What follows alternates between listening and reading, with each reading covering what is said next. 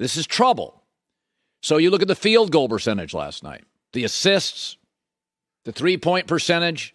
A lot of times in the NBA now, one team shoots well, one team struggles. That decides the game. That's not what's happening here. They both shot about the same last night. That's troubling. So why is that troubling? Because Jayson Tatum is not playing well and doesn't have to play well. And they lead the series. If Steph Curry isn't brilliant for 4 quarters, the Warriors don't win. 2 of the 3 games in the fourth quarter, Boston's getting huge contributions from role players and non-starters, Derrick White, Robert Williams, Marcus Smart. It'd be one thing if Tatum took over the series and you just couldn't stop him. We've seen that with Michael Jordan or LeBron in a series or a Kevin Durant. That's not what it is. You've got role players for the Celtics, non-starters, or guys we look at as, Robert Williams, who's just a defensive guy. They are contributing in a huge way. So the translation is right now, Boston has more good players contributing more. They don't need their star to be great. Just maybe Tatum in spurts. 4-minute spurt here, 5-minute spurt there. Warriors are the opposite. They're not getting anything from the role guys and the non-starters consistently. So they need Steph to be amazing, which he was briefly in the second and in the third. And that's when the Warriors flourished. So that's the good problem. If I have a team or a company and I have more of my employees producing at a high level, making me less dependent on one employee, regardless of how talented, I'm going to beat you. And that is what is happening.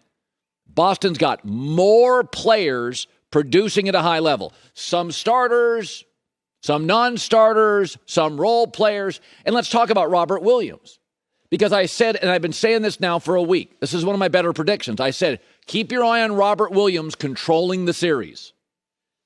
Not Curry, not Clay, not Draymond, not Steph, not Jaylen, not Marcus Smart. No, I said, watch Robert Williams. Because when Robert Williams is on the floor, the Warriors get no or little interior scoring. It takes away a leg on the bar stool. So the Celtics now are scoring from the perimeter. They're scoring in transition, and they're scoring in the paint. The Warriors, when Williams is on the floor, they can score on jumpers and in transition, but they're struggling with any interior scoring. Last night, Celtics 52 points in the paint. Warriors half that. Robert Williams is not going to win MVP, but I think he's the most valuable player on either team right now. The Warriors are completely limited offensively inside when he's on the floor. Now he's hurt, so he's not going to give you 35 minutes. But he had the number 1 plus-minus of any player on the floor last night. That is a huge factor in this series. The Celtics, with Robert Williams on the floor, eliminate a leg on the bar stool.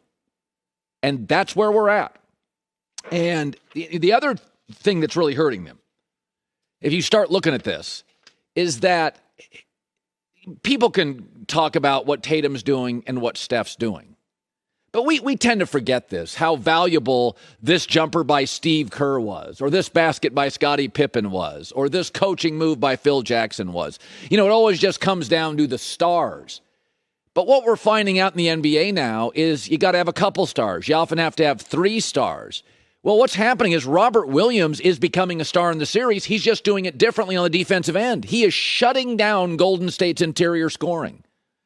I think and that is an unsolvable issue. The Warriors are small. If their number 2 pick a couple years ago, James Wiseman, was playing, maybe it's different. He's not. But they revolutionized small ball.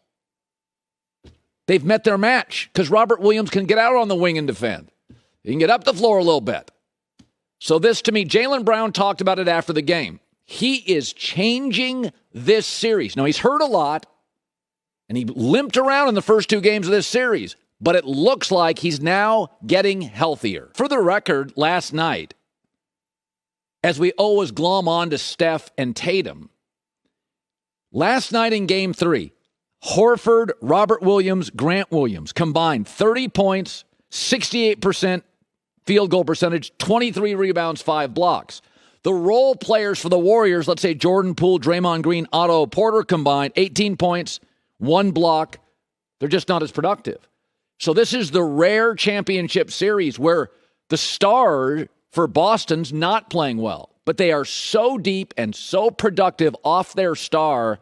It's everything. And I don't think it's a solvable issue unless Jordan Poole turns it around and Draymond Green has back-to-back great games. I think it's a real issue.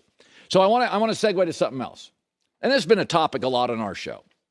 And I've said this a lot. I thought it was crazy for KD to leave the Warriors. And Brooklyn's been a mess. But you know what Steph Curry misses in this series? He misses Kevin Durant. Clay's been good, but you're watching the series. Great Steph plus good Clay, bruh, not enough. It's just not enough. And Clay, maybe next year it's different, but he's limited. He's not getting you any interior points. He got 0 interior points last night, and he's not as good a defender. So you're getting like the Splash Brothers have become more of a drizzle. He's just not the same. He's not as good a defender. And, you know, it's interesting. A lot of times when you get a sports divorce, there's a clear, definitive winner. Brady, Belichick, I think we all know who won that one. LeBron leaving Cleveland, both times the winner was LeBron. But there are times when there's a massive breakup between icons or stars, and they probably were better served staying together. Jimmy Johnson and Jerry Jones. He was the best coach. He was the most dynamic owner. I mean, Barry Switzer won with Jimmy's momentum. The longer he was there, the worse it got. If Jimmy and Jerry stay together, and that's where Jimmy ends it, you know how many Super Bowls I think the Cowboys have? A lot. I think Jimmy went to Miami. It was fine. But those guys should have stayed together. Jerry was just too much of a meddler, had too much vanity, and it didn't work. That's Jerry. But they should have stayed together. And KD and Steph, there's 2 reasons why the Warriors really, really need Kevin Durant in the series. One, which is obvious, he's a get-a-bucket guy. He can create his own shot. The second thing is, Kevin Durant's a willing defender, and he's long. Look how small the Warriors look in this series. They just need his length. How many offensive rebounds last night did the Celtics have? Every time there's a ball in the air near the basket, Boston feels like they get it. An NBA general manager told me this years ago. He said, length is underrated. He said, Scottie Pippen's one of the longest players he'd ever seen. He said those Chicago Bulls teams, Harper was long, Rodman was long, Pippen was long. He said they would get 2 or 3 jump balls a game and give the ball to Michael Jordan. He said, how many of those big championships were decided by a bucket or 2? 3 or 4 possessions, volleyballing it around. He goes, the Bulls were so long. They won a lot of those jump balls, and then they handed the ball to Michael to finish. They need Kevin's, not just his shot making, they need his length. They look tiny.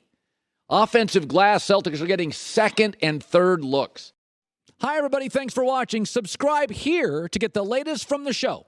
Also, be sure to check out more of the best clips from The Herd or go watch a few segments from other shows on FS1.